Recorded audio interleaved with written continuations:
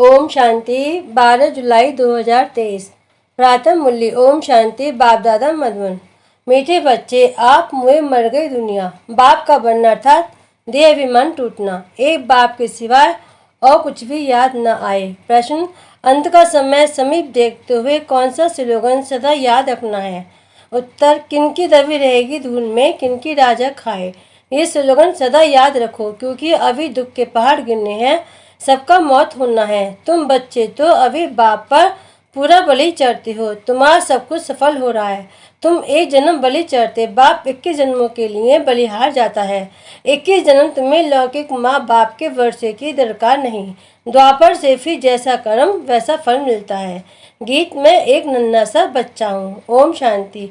ये तो मनुष्य मात्र जानते हैं कि ऊंच से ऊंच भगवान है। भगवान को हमेशा परमपिता परमात्मा कहते हैं और उनका ऊंचा नाम भी है, ऊंचा उनका ठाम भी है। सबसे ऊंच मूल वतन में रहते हैं और जबकि गॉड फादर कहते हैं तो जरूर बच्चे ठहरे। ऐसे तो नहीं कह सकते हम फादर हैं। सर्वव्यापी कहने से तो सब फादर हो जाते। उनको तो हमेशा परे ते परे परम धाम में रहने वाला परम पिता परमात्मा कहा जाता है। ऊंच से ऊंच भगवत, इसलिए सब भक्त उनको याद करते हैं। कहते भी हैं भगवान को ही भक्तों को भक्ति का फल देने यहाँ आना पड़ेगा। वह बाप है सर्कट रचिता, क्रिएटर जरूर नई दुनिया ही रचेंगे। तो वह आएगा कहाँ? क्या पति दुनिया में व पावन दुनिया में? देखो, ये बात अच्छी रीति धारण करने की है। तुम कोई छोटे नहीं हो, शरीर के आंगन से बड़े हैं ना। तुम जानते हो सभी बाप को याद करते हैं, समझते हैं यहाँ दुख है, हमको ऐसी जगह ले चलो जहाँ शांति सुख हो। ड्रामा अनुसार बाप को आना ही है, बनी बनाई बन रही, इसमें कोई फर्क नहीं हो सकता। वर्ल्ड की ज्योग्राफी चक्कर लगाती रहती है, 4 युग फिरते रहते हैं। कलयुग के बाद होता है संगम युग। कलयुग और सतयुग के बीच का ये है कल्याणकारी धर्माव युग। यह पुरुषोत्तम युग अर्थात उत्तम ते उत्तम मर्यादा पुरुषोत्तम बनने का युग। इस युग जैसा उत्तम युग कोई होता नहीं। सतयुग त्रेता का संगम युग कोई ऊंच नहीं है, उसमें धै तो 2 कला सुख की कम होती हैं। इस संगम युग की महिमा है, तुम जानते हो। बाप तो है ऊंच से ऊंच, ऐसे नहीं सर्वव्यापी है। बच्चे कितनी भूल करते हैं, परंतु भूल भी ड्रामा अनुसार होनी ही है। मैं फिर आकर अभूल बनाता हूँ। बाप कहते हैं मुझे तुम ऊंच से ऊंच भगवत कहते हो, मैं फिर तुम बच्चों को अपने से भी ऊंच बनाता हूँ। तभी तो भक्त याद करते हैं, लेकिन सर्वव्यापी कहने से मिट्टी में मिला दिया है, तो खुद भी ऐसे कंगाल दुखी हो गए हैं। बाहर सुखधाम था, अब दुखधाम है। अब बाप कहते हैं मैं तुम्हें अपने से भी ऊंच बनाता हूँ। मैं तो परमधाम ब्रह्मांड में रहता हूँ, तुम भी वहाँ रहते हो, फिर यहाँ आते हो पाठ बजाने। जानते हो ब्राह्मण है ऊंच से ऊंच चोटी, तो ऊंच से ऊंच शिव बाबा की क्या निशानी रखेंगे? वह तो एक स्टार है, जैसे आत्मा वैसे परमात्मा। चमकता है भैकुटी के बीच में अजब सितारा। आत्मा का रूप है स्टार। ये बना बनाया ड्रामा है। इसमें सभी आत्मा ब्रह्मांड निराकारी झाड़ में रहती हैं, जिसको निर्वाण धाम कहा जाता है। आत्मा निराकारी दुनिया स्वीट होम से आती हैं, अभी तो दुख धाम है। कितने पार्टीशन है? सतयुग में कोई पार्टीशन नहीं था, भारतीय ऊंच खंड था। बाबा को सत्य ट्रूथ कहा जाता है। बाबा कहते हैं मैं सचखंड स्थापन करने आता हूँ, तो जरूर नई दुनिया स्थापन कर पुरानी दुनिया को मिटाना पड़े ना। अभी दुख के तो पहाड़ गिरने वाले हैं, किनकी दबी रहेगी धूल में। वह भी समझते हैं कि हम जो बॉम्ब्स बनाए आपस में आंख दिखाते हैं, तो आखिर खात्मा तो जरूर होना है, परंतु पता नहीं कौन प्रेरक है जो ऐसी चीज बनवा रहे हैं। गीता में भी है पेट से मूसल निकले। ये सारी बुद्धि की बातें। बॉम्ब्स निकालते हैं अपने नेशन का विनाश करने। यादव कौरव पांडव 3 सेनाएं है ना। यादव कौरव लड़कर खत्म हुए, बाकी कौरव पांडव की कोई लड़ाई नहीं होती। तुम्हारी कोई से युद्ध नहीं, तुम हो योग बल वाले राज ऋषि। सन्यासी हैं हठयोग ऋषि, वह शंकराचार्य और ये शिवाचार्य।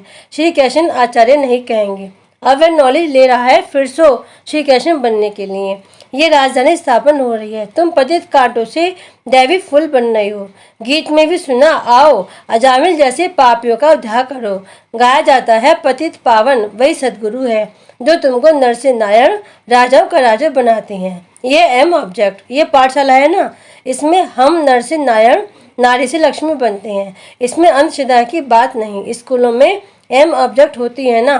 तुम बाप के पास आए हो बेहद का वर्षा लेने, वहाँ का वर्षा यहाँ लेना होता है। वह है ही सुखधाम। यह दुखधाम गीत में सुना, मैं छोटा सा बच्चा हूँ, तुम बच्चे हो ना, कोई 25 वर्ष का, कोई 20 वर्ष का। बाबा कहते हैं एक दिन का बच्चा भी वर्षा ले सकता है।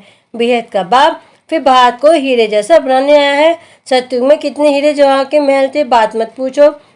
फिर जब भक्ति मार्ग शुरू होता है तो पतित राजा बैठ सोमनाथ जैसा मंदिर बनाते हैं। राजाओं के पास मंदिर होते हैं, आजकल तो बहुत ही मंदिर बनाते रहते हैं। सबसे मुख्य मंदिर किसने बनाया होगा? जो पूज्य से पुजारी बनते हैं, जरूर उन्होंने ही बनाया होगा। आप ही पूज्य, आप ही पुजारी, ये महिमा परमपिता परमात्मा की नहीं है, उनकी महिमा तो सबसे न्यारी है। हर एक मनुष्य की महिमा अलग होती है। ऊंच से ऊंच महिमा है बाप की, जिससे तुम 21 जन्मों का वर्षा पाते हो।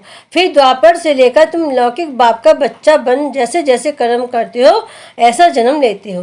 धन दान करने से एक जन्म अल्पकाल सुख का वर्षा मिल जाता है। राजाएं भी तो रोगी बनते हैं ना, स्वर्ग में तुम रोगी नहीं बनते हो। तुम्हारी एवरेज 150 वर्ष आयु रहती है। कितने हेल्दी रहते हो, बीमारी दुख आदि का नाम नहीं। शिव बाबा बच्चों के लिए सौगात ले आते हैं। इसको हथेली पर वहिष्ठ कहा जाता है। पुरुषार्थ करना चाहिए, चाहे सूर्यवंशी बनो, चाहे चंद्रवंशी बनो, चाहे साहूकार प्रजा। एम ऑब्जेक्ट तो है श्री कृष्ण जैसा बनना, बाकी श्री कृष्ण बाज तो कभी हुआ नहीं है। यह भगवानुवाच समझा जाता है। यह रुद्र ज्ञान यज्ञ राजस्व अर्थात स्वराज्य प्राप्त करने के लिए। शास्त्र में तो बड़ी कहानी लिख दी है। बाप पर बलि चढ़ने से बाप फिर 21 जन्म बलि चढ़ते हैं। बाप तुम बच्चों को ऊंच से ऊंच बनाते हैं। ब्रह्मांड में रहने वाले ब्रह्मांड के मालिक ठहरे ना, फिर तुम विश्व के मालिक बनते हो। मैं विश्व का मालिक नहीं बनता हूँ, तुमको बनाने के लिए आता हूँ। तुम कहते भी हो पतित पावन आओ, आकर पावन बनाओ, फिर सर्वव्यापी कैसे ठहरा? सदगति दाता पतित पावन तो एक ही बाप है। इस समय सभी तमोप्रधान बन गए हैं। सत्व रजतमो से सबको पास करना ही है। हर चीज पहले सत्वप्रधान होती है, फिर तमोप्रधान बनती है। सत्युग में भी देवी देवताएं सत्वप्रधान, फिर त्रेता में सत्तो राम राज्य क्षत्रिय, फिर रजो में वैश्य, तमो में शूद्र। वर्ण भी है ना, विराट रूप में देवता क्षत्रिय वैश्य शूद्र दिखाते हैं। बाप और ब्राह्मण गुम कर देते हैं। तुम ब्राह्मण देवताओं से भी ऊंच हो, क्योंकि तुम भारत की ऊंची सेवा करते हो। तुम हो श्रीमत पर श्रेष्ठ से श्रेष्ठ, ऊंच से ऊंच भगवान की मत मिलती है, जिससे तुम भी श्री लक्ष्मी नारायण बनते हो श्री श्री शिव बाबा के द्वारा। फिर माया का प्रवेश होता है तो तुम आसुरी बन पड़ते हो। कल्प कल्प बाबा ऐसे आकर समझाते हैं। बाबा ने ज्ञान का कलश तुम माताओं पर रखा है, मनुष्य से देवता बनाने। सन्यासी तो माताओं को नरक का द्वार समझते हैं, निंदा करते हैं, फिर आकर उन्हीं माताओं से भीख मांगते हैं, तो फिर कर्जा चढ़ जाता है। इसे पुनर्जन्म फिर भी गृहस्थियों के पास ले फिर संन्यास करते हैं। पुनर्जन्म नहीं लेते तो फिर इतने ढेर सन्यासी कहाँ से आते? भारत पवित्र था, संपूर्ण निर्विकारी दुनिया कहा जाता है। ब्रह्म देवताओं के आगे महिमा गाते हैं आप सगुण संपन्न, फिर अपने को कहते हैं मैं निगुण हारे में कोई गुण नहीं, सगुण संपन्न। ये शिव बाबा की महिमा नहीं है, ये देवताओं की महिमा है। परंतु पूरा ज्ञान न होने के कारण राम सीता के आगे भी ये महिमा कर देते। शिव जयंती मनाते हैं परंतु समझते कुछ भी नहीं। तो बाप कहते हैं तुम्हारा अब ज्ञान का तीसरा नेत्र खुलता है। देवताओं को तीसरा नेत्र होता नहीं, चित्रों में देवताओं को दिखाते हैं परंतु वास्तव में है तुम्हारा। परंतु तीसरा नेत्र खुला फिर बंद भी हो जाता है। आश्चर्य सुनंती पशंती, औरों को सुनावंती, फिर भी भागंती हो जाते हैं। बहुत अच्छे अच्छे बच्चे माया से हारते हैं। बाप युद्ध कराते हैं 5 विकारों पर जीत पहनाने लिए, बाकी और युद्ध तो है नहीं। तुम अभी हो ब्रह्मा वंशी, फिर देवता बनेंगे। अभी शुद्ध से ब्राह्मण वर्ण में आए हो। इस समय षष्ठी का चक्र पूरा बुद्धि में है, नाटक पूरा होता है। बाप ले चलने के लिए आए हैं। माया ने सबको पतित बनाया है। अब बाप कहते हैं योग अग्नि से तुम विक्रमाजित बनो, इसमें मेहनत है और कुछ करना नहीं है। बाप को याद करना है, बाबा हम आपके थे, आपने हमको फिर सत्युग में भेजा, पुनर्जन्म सत्युग में लेते रहे, फिर त्रेता में आए तो पुनर्जन्म त्रेता में लिए। इसको भी बाप कहते हैं तुम अपने जन्मों को नहीं जानते हो, हम बताते हैं। मनुष्य 84 जन्म कैसे लेते हैं? 84 लाख की तो बात ही नहीं हो सकती। कल्प की आयु ही 5000 वर्ष है। इन शास्त्रों ने तुम्हें घोर नींद में सुला दिया था। अब बाप ने तुमको जगाया है, तुम जागकर बाप से वर्षा ले रहे हो। तुम छोटे बच्चे हो, कोई 3 मास का, कोई 4 मास का। तुम ईश्वर के बनते हो तो फिर आप मुँह मर गई दुनिया। बाबा का बनते हो तो देह विमान टूट जाता है। बाप कहते हैं शरीर में रहते हुए, गृहस्थ विवाह में रहते हुए कमल फूल समान रहना है। सतयुग में तुम पवित्र संबंध में थे, अब अपवित्र ग्रस्त धर्म वाले बने हो। तुम देवी देवता धर्म वाले ही 84 जन्म लेते हो। भक्ति भी तुम शुरू करते हो, पूज्य से पुजारी तुम बनते हो। पहले तुमने अव्यभिचारी भक्ति की, अब भक्ति भी व्यभिचारी बन पड़ी है। फिर तुमको बाप से वर्षा मिलता है। बाप को आना भी संगम युग पर होता है। युगे युगे कहने से करके 4 युग कहो ना, फिर 24 सप्ताह कच्छ सप्ताह कैसे हो सकेंगे। गॉड इज वन, रचयिता भी एक है तो उनकी रचना भी एक है। अच्छा, मीठे मीठे सिकिलदे बच्चों प्रति माता पिता बाप दादा का याद प्यार और गुड मॉर्निंग। रूहानी बाप के रूहानी बच्चों को नमस्ते। हम रूहानी बच्चों की रूहानी बाप दादा को याद प्यार, गुड मॉर्निंग और नमस्ते नमस्ते नमस्ते। ओम शांति। धारणा के लिए मुख्य सार। नंबर 1, स्वराज्य के लिए बाप पर बलि चढ़ना है। एम ऑब्जेक्ट सदा सामने रखनी है। पुरुषार्थ का सूर्यवंशी बनना है। नंबर 2, बाप से जो ज्ञान का तीसरा नेत्र मिला है वह सदा खुला रहे, माया की प्रवेशता न हो जाए, इसका पूरा ध्यान रखना है। योग अग्नि से विक्रमाजीत बनना है। वरदान, सब संबंधों से बाप को अपना बनाकर एक रस रहने वाले नष्टोम स्मृति स्वरूप। नष्ट मोहा स्मृति स्वरूप बनने के लिए सब संबंधों से बाप को अपना बनाओ।